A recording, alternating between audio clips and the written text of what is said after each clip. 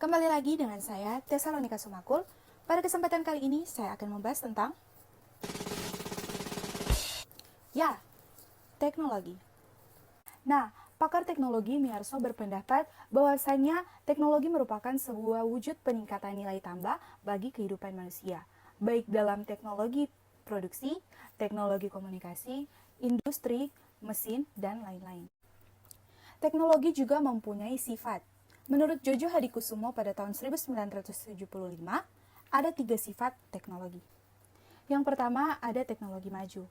Merupakan suatu teknologi yang dipersiapkan untuk mengatasi permasalahan besar dalam suatu negara untuk perkembangan masa depan.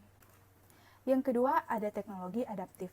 Merupakan suatu teknologi yang bersumber pada penelitian dan pengembangan teknologi di negara-negara maju yang disesuaikan dengan pertimbangan-pertimbangan dari masyarakat. Teknologi adaptif ini dimanfaatkan sebaik-baiknya untuk mengatasi pemecahan masalah seperti bidang pangan, pemukiman pemeliharaan tanah, dan perkembangan industri. Dan yang ketiga, ada teknologi protektif, yaitu suatu teknologi untuk memelihara, mengamankan, dan melindungi suatu ekologi dan lingkungan hidup di masa depan. Selanjutnya, komponen teknologi itu dibagi menjadi 5 bagian, teman-teman. Yang pertama ada perangkat keras atau yang sering kita pakai itu komputer atau laptop. Yang kedua ada perangkat lunak atau software, merupakan aplikasi-aplikasi yang berada dalam perangkat elektronik atau komputer itu sendiri. Yang ketiga ada fireware, merupakan salah satu media yang dapat digunakan sebagai media penyimpanan data dalam komputer secara permanen. Yang keempat, infoware merupakan suatu kumpulan dari satu atau banyak dokumentasi yang berasal dari data atau informasi yang berhasil disaring dan dikumpulkan. Dan yang kelima, ada brainware. Brainware ini merupakan salah satu komponen terpenting dalam teknologi karena jika tidak ada brainware ini, maka yang terjadi adalah komputer tidak dapat dioperasikan. Nah, menurut Seleni pada tahun 1986, komponen teknologi ini dibagi menjadi 3 bagian. Yang pertama hardware, software, dan brainware.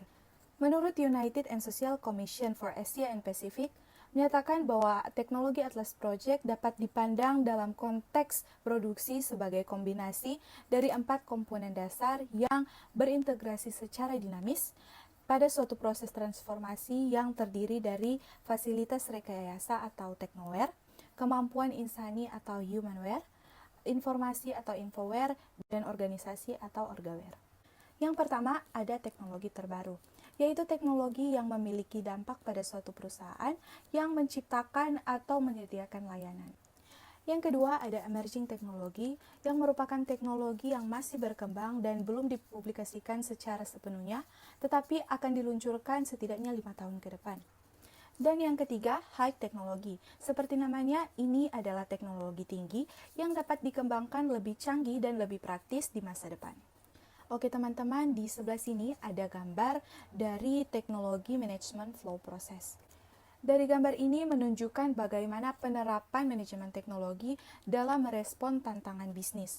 Nah, model ini menunjukkan bahwa penerapan manajemen teknologi ini dimulai dari identifikasi kebutuhan teknologi hingga ke tahapan penerapan strategi bisnis dalam pencapaian keuntungan suatu organisasi atau perusahaan. Berikut ini adalah siklus teknologi yang diusulkan oleh David Jesuman yang merupakan pendekatan sistem keseluruhan untuk manajemen teknologi di suatu organisasi atau perusahaan.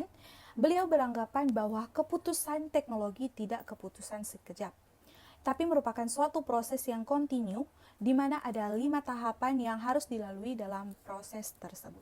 Teknologi ini juga membawa perubahan dalam masyarakat. Berikut adalah teori perubahan masyarakat. Menurut Rostow, perubahan masyarakat ini terjadi dari masyarakat tradisional, persiapan lepas landas, dorongan ke arah dewasa, dan konsumsi masa tinggi. Menurut Farmer pada 1969, perubahan masyarakat ini dari berkembang, lepas landas, industri, dan post-industri. Dan teori perubahan masyarakat menurut Toffler, perubahan masyarakat ini terjadi dari masyarakat pertanian, masyarakat industri, dan akhirnya menjadi masyarakat informasi.